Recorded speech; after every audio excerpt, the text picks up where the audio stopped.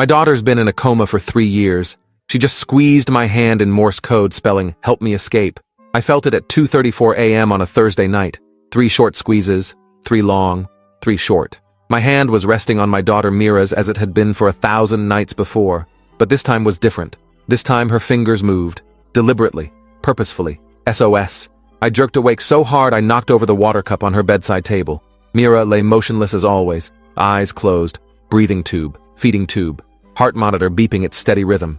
She looked exactly as she had for 3 years, 2 months, and 16 days. But her hand had moved. I was sure of it. I pressed the call button. A nurse arrived within 90 seconds. Young guy named Derek, who usually worked the night shift. I told him what happened. He gave me that look. The sympathetic one that said he'd heard this before from desperate family members seeing things that weren't there. "Mr. Castellano," he said gently. "Sometimes our minds play tricks when we're tired. Muscle spasms are common in coma patients. It doesn't mean conscious movement." I wanted to argue, but the words stuck in my throat. 'Cause maybe he was right. Maybe I'd imagined it. I'd been sitting in this room every night for over 3 years, holding Mira's hand, talking to her, reading to her, playing her favorite music. Maybe my brain was finally cracking from the strain. Derek checked Mira's vitals. Everything normal. He adjusted her IV and told me to get some rest. I nodded, but didn't leave. Never left. My wife Claudia had stopped visiting 6 months ago. Said she couldn't bear seeing our daughter like this anymore. Said the doctors were right that Mira wasn't coming back. That the accident had destroyed too much of her brain. That keeping her on life support was prolonging everyone's suffering. We'd separated over it. She'd moved in with her sister. I stayed. Someone had to stay. Mira was 15 when it happened. Sophomore year of high school, straight A student, varsity soccer, first chair violin, beautiful and brilliant and full of life. Then one October afternoon she collapsed during practice, just dropped on the field. By the time the ambulance arrived she wasn't breathing. They revived her but the damage was done. Anoxic brain injury, oxygen deprivation. The neurologist said she'd likely never wake up. Said even if she did, she wouldn't be the same Mira. The girl we knew was gone. We should consider our options, meaning we should let her go. I refused. Claudia wanted to listen to the doctors. We fought for months. She said I was being selfish, that I was keeping Mira trapped in a body that didn't work because I couldn't accept reality. I said she was giving up on our daughter, that Mira was still in there, still fighting. The arguments got worse. Eventually Claudia left. Said she'd grieve our daughter her own way. I could grieve mine. 3 years later I was still here, still believing, still hoping. I worked remotely now, software development. My company had been understanding at first, less so as time went on. I'd been demoted twice. Didn't care. Nothing mattered except Mira. At 3:15 a.m., I felt it again. The squeezes. More deliberate this time. HELP. 4 letters in Morse code. I'd learned Morse code when Mira was 10. We'd used it as a game. Secret messages across the dinner table. Signals during boring family events. She'd loved it. Thought it was like being a spy. I stared at her hand. Waited. Nothing else came. My heart was pounding. I grabbed my phone and started recording. Positioned the camera to capture both our hands. Waited. 5 minutes. 10. Nothing. I felt stupid. Desperate. Then at 3:27 a.m. it happened again. Clear. Unmistakable. ME. The recording captured it. I could see her fingers moving. Slight but real. I saved the video immediately. Sent it to 3 different cloud backups. Then I sat there shaking. Trying to decide what this meant. I showed the video to Derek when he came back for rounds. He watched it twice. Frowned. Said he'd get the attending physician. Dr. Sandra Okafor arrived 40 minutes later. She was Mira's primary neurologist. Had been since the beginning. She watched the video 3 times. Asked detailed questions about the timing and frequency. Examined Mira thoroughly. Checked her eyes, her reflexes, her brain activity monitor. Everything showed no change. Dr. Okafor looked at me with that careful expression doctors use when delivering bad news. "Mr. Castellano, what you've captured is interesting but not necessarily indicative of consciousness. Coma patients can have involuntary movements that appear purposeful. The brain can send random signals. The pattern you're interpreting as Morse code could be coincidental." I asked if it could be real, if Mira could actually be trying to communicate. Dr. Okafor hesitated, then said anything was possible, but extremely unlikely given Mira's brain scans. We could run additional tests, EEG, fMRI, see if there was any indication of conscious thought, but I should prepare myself for disappointment. The tests were scheduled for the following week. I spent that time recording everything. Every moment I sat with Mira, every potential movement. I felt the squeezes 4 more times over those days, each time spelling something. HELPMEESCAPE, help me escape. The words made my blood run cold. Escape from what? From the coma? From the hospital? From something else? I started paying attention to everything differently. The nurses, the doctors, the routines. Mira's room was in the long-term care wing, 4th floor, 8 patients total. all of them in vegetative states, all of them on life support. Families visited rarely. Most had given up hope. I was the only one who came every day, the only one who stayed overnight. The staff knew me, tolerated me. Sometimes I thought they pitied me, the father who couldn't let go.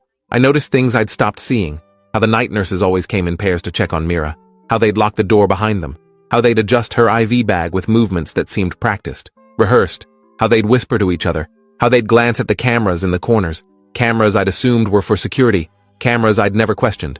I started watching the other patients too, all of them young, all of them female, ages ranging from 13 to 22, all of them victims of different tragedies, car accidents, drownings, drug overdoses, all of them declared vegetative, all of them on indefinite life support, all of them with families who'd stopped visiting, except Mira. Mira still had me. I started to wonder if that was the problem, if my presence was interfering with something, if help me escape meant escape from people who were supposed to be helping her. The EEG was scheduled for Monday morning. On Sunday night, I stayed later than usual. The hospital was quiet. Most staff had gone home. Only night shift remained. Derek came in around 11 p.m. for rounds. He had another nurse with him, woman I'd seen before but didn't know well. They checked Mira's vitals, adjusted her medications. The woman watched me the whole time. When they left, I heard them talking in the hallway. Low voices. I caught fragments. Still here. Problem. Doctor needs to know. My instincts screamed. I grabbed my phone, opened the recording app, left it running in my jacket pocket. At 1 a.m. Dr. Okafor arrived. Unusual for her to be here this late. She came into the room, closed the door, asked if we could talk. Her tone was different. Professional but cold. She said the hospital administration was concerned about my constant presence, that I was interfering with staff routines, that I needed to establish better boundaries, start going home at night, let the professionals do their jobs. I asked why that mattered, why it was a problem for a father to stay with his daughter. Dr. Okafor's expression tightened. She said families who couldn't maintain emotional distance often made medical decisions based on hope rather than reality. That my insistence that Mira was conscious was a perfect example, that I was seeing patterns that didn't exist, creating narratives that gave me false hope. She strongly suggested I go home, get some rest, come back during normal visiting hours like other families. I refused, said I had every right to be here, that unless she could give me a medical reason to leave, I wasn't going anywhere. Dr. Okafor looked at me for a long moment, then said she'd review the situation with administration. She left. I sat there with my heart racing, pulled out my phone. The recording had captured everything. I backed it up immediately. Then I texted my brother Alex, told him to call me if he didn't hear from me by morning, told him where to find all my video backups, told him if anything happened to me, he needed to get the police involved. He called immediately, asked what was going on. I told him everything. The squeezes, the Morse code, the strange behavior from staff, the pressure to leave. Alex was a lawyer, corporate law, not criminal, but he understood how institutions worked. He said I needed to document everything, get everything in writing, start making noise if I felt threatened. He'd come up in the morning. We'd figure this out together. At 2 a.m., Mira squeezed my hand again. This time, the pattern was longer, more complex. D-A-N-G-E-R, then more letters. T-H-E-Y-K-N-O-W, danger. They know. They know what? That she was conscious? That she was communicating? Who were they? I looked up at the camera in the corner. The red light was on, recording. Had someone been watching? Had they seen the squeezes? Seen me recording? My phone buzzed. Text from an unknown number. Leave now. You're putting her in danger. I stared at it. Typed back. Who is this? No response. I tried calling. Number was disconnected. I stood up, went to the door, looked out into the hallway. Empty. Quiet. Too quiet. I went back to Mira, squeezed her hand, whispered that I wasn't leaving, that whatever was happening, we'd get through it together. Her fingers moved again. Weakly.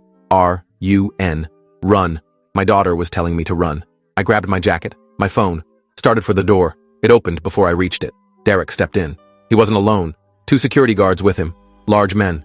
Mr. Castellano, Derek said. His voice was calm, but his eyes were hard. We need you to come with us. There's been a concern raised about your behavior. Administration wants to speak with you. I asked what concern, what behavior. Derek said I'd been making recordings without consent, that I'd been harassing staff with accusations, that my mental state was concerning. None of that was true. I'd recorded my own daughter's hand movements. I hadn't accused anyone of anything. I said I wasn't going anywhere. Derek nodded to the security guards. They moved toward me. I backed up, pulled out my phone, started streaming to my cloud storage, announced loudly that I was being forcibly removed from my daughter's room without cause, that I wanted everything documented, that I'd be filing complaints. The guards hesitated. Derek's expression darkened. He said I could come willingly, or they'd call the police. I said call them. I'd love to explain to the police why the hospital was so desperate to separate me from my comatose daughter. For a moment, nobody moved. Then Derek pulled out his radio. Before he could speak, an alarm blared. Loud, piercing. Emergency alert. Code blue. Room 412. Mira's room number. Everyone's attention snapped to Mira. Her heart monitor was going crazy. Irregular rhythm. Blood pressure dropping. Derek rushed to her. The security guards called for medical team. Within seconds, the room filled with people. Nurses. Doctors. Someone pulled me out into the hallway. I tried to see what was happening, but there were too many bodies. Too much chaos. Dr. Okafor appeared, barking orders. They were giving Mira something, injecting it into her IV. I screamed for them to stop, to tell me what was happening. Someone held me back. A security guard. Different from before. Older. He said quietly in my ear, "Stop fighting. You're making it worse. Let them stabilize her. Then we'll talk." I forced myself to go still, to watch, to wait. After 10 minutes, the chaos subsided. Dr. Okafor emerged. Her face was grave. She said Mira had experienced cardiac arrhythmia, common in long-term coma patients. They'd stabilized her, but she'd need intensive monitoring for the next 24 hours. I wouldn't be able to stay in the room. Too much equipment. Too much risk. I'd have to wait in the family lounge. I refused. Said I'd stay right outside her door. Dr. Okafor said that wasn't possible. Hospital policy? I asked since when. She said since now. The security guard's grip on my arm tightened. Dr. Okafor leaned in close. "Mr. Castellano," she said quietly, "you need to leave. For your daughter's safety. If you care about Mira at all, you'll go home and let us do our jobs." There was something in her voice. Not a threat, exactly, but close. I looked past her into the room. Saw nurses adjusting machines. Saw Mira lying still. Saw the IV bag being replaced with a new one. Something clicked in my mind. The cardiac episode hadn't been natural. They'd caused it, given her something to induce arrhythmia, created an emergency to justify removing me, to justify intensive monitoring, to justify doing whatever they were planning to do without witnesses. I stopped struggling, said I'd wait in the family lounge. Dr. Okafor looked relieved, nodded to the security guard. He released me. I walked to the lounge, sat down, pulled out my phone. The stream had captured everything, every word, every face, every moment. I had evidence. But evidence of what? I called Alex. It was 3 a.m., but he answered immediately. I told him what happened. He said he was coming now, told me not to leave the hospital, not to go back to Mira's room, just wait for him, stay visible, stay in public areas. He'd be there in 40 minutes. I sat in the lounge, watched nurses walk past, watched doctors having quiet conversations, watched the clock. At 3:45 a.m., a woman sat down next to me. She was maybe 50, dressed in street clothes, not hospital staff. She didn't look at me, just stared straight ahead. Then she spoke quietly. "Your daughter is in a research program," she said. "One you didn't consent to. One the hospital doesn't advertise. They've been using coma patients for experimental treatments, testing drugs that haven't been approved. Your daughter has been conscious for 2 years. They've been keeping her in a medically induced coma while they study her brain's response to various compounds. She's been trying to communicate the whole time. They've been suppressing it." I turned to look at her. She held up a hand. "Don't react. Don't draw attention. I'm a nurse. I worked on this floor until last month. I quit when I realized what was happening. I've been trying to figure out how to expose it. You might be my chance." I asked why she was telling me. Why now? She said because Mira is scheduled for final phase testing tomorrow. Final phase means permanent. They're going to induce a deeper coma state to see if they can maintain cognitive function while eliminating all physical response. If it works, they'll have the perfect test subject, completely aware but completely paralyzed. If it doesn't work, she'll die. Either way, you'll never get her back. My hands were shaking. I asked how many patients. She said all 8 on this floor. All of them young women. All of them declared vegetative. All of them actually conscious and trapped. All of them being used as test subjects for pharmaceutical research worth billions. The hospital gets paid by the drug company. The families never know. Most families have given up, stopped visiting, signed DNR orders. The hospital just waits for them to die naturally. But Mira's different. You won't give up. You keep visiting. You keep watching. You're a liability. I asked what I should do. She handed me a flash drive. This has everything. Medical records, financial transactions, internal emails, communications with the pharmaceutical company, names of everyone involved. Take it to the FBI, not local police. The hospital has connections with local law enforcement. You need federal investigators. She stood up, looked at me directly for the first time. "Get your daughter out of here. Tonight. Before they can do the procedure. Take her somewhere safe. Then go public. It's the only way to protect her and the others." She walked away before I could ask more questions. Disappeared down the hallway.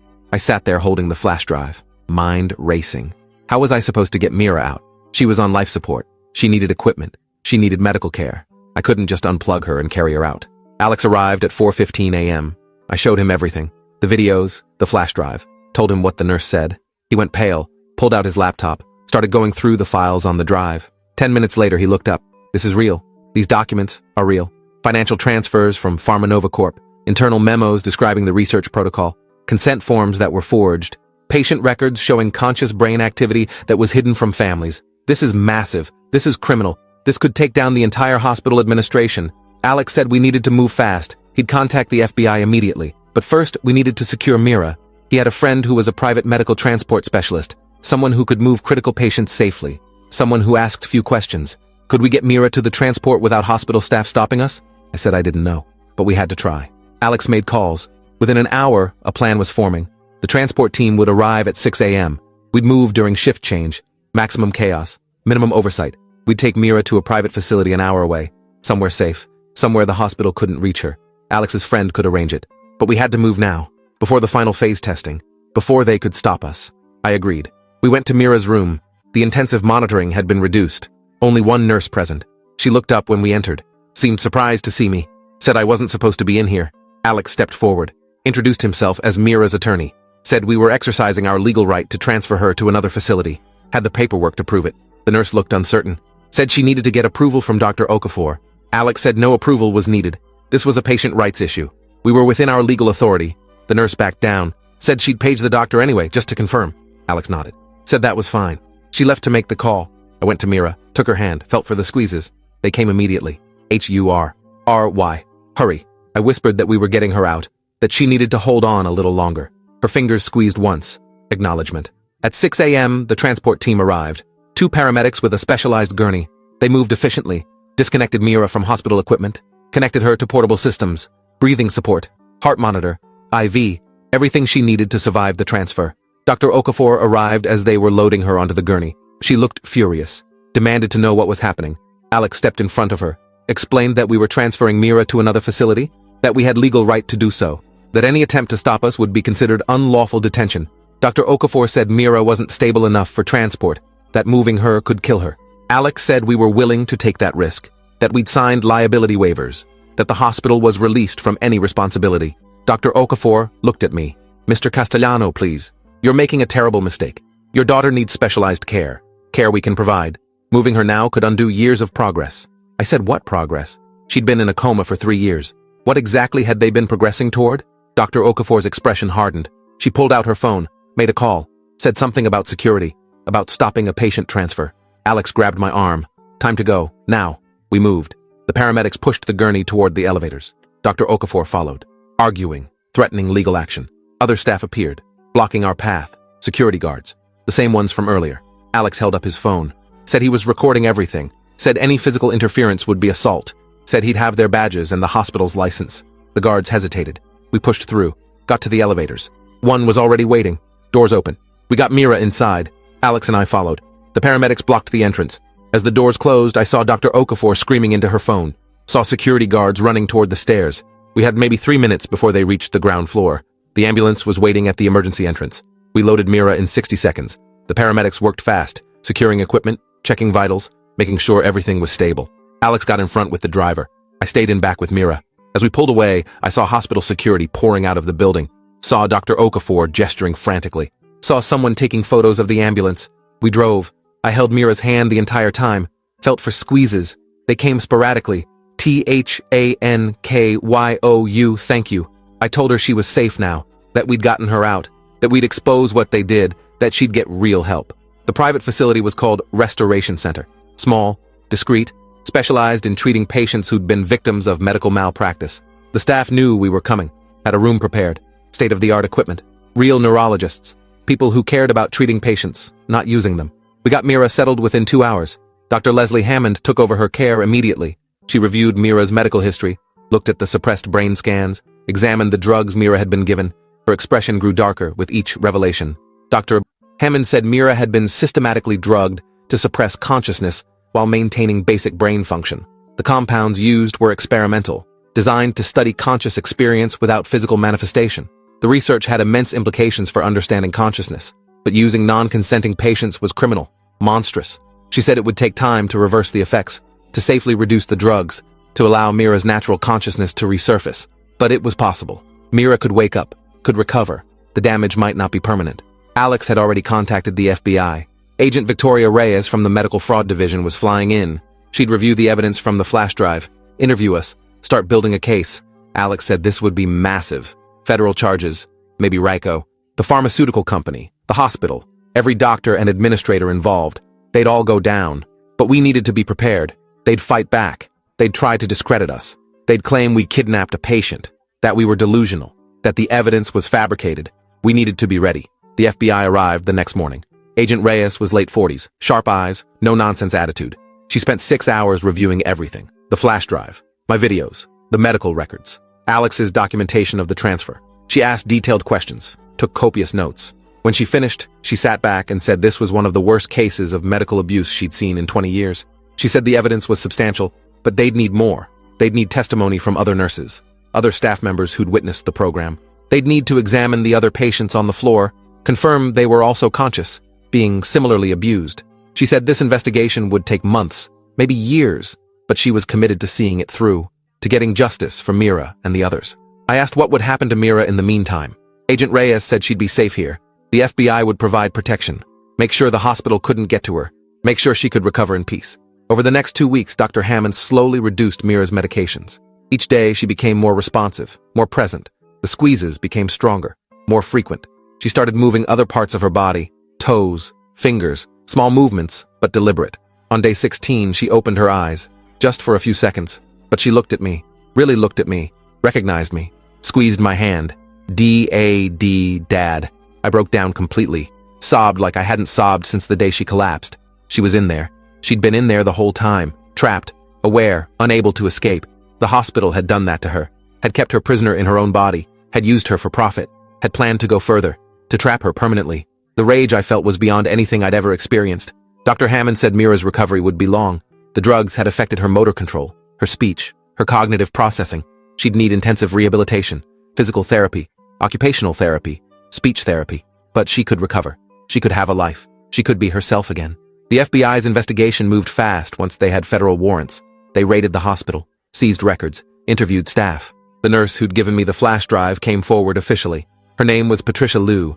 She'd worked on the Coma ward for 5 years before realizing what was happening.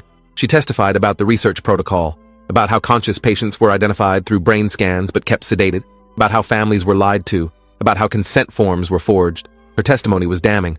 Other nurses came forward too, people who'd been scared, who'd been threatened into silence, who'd watched patients suffer and felt powerless.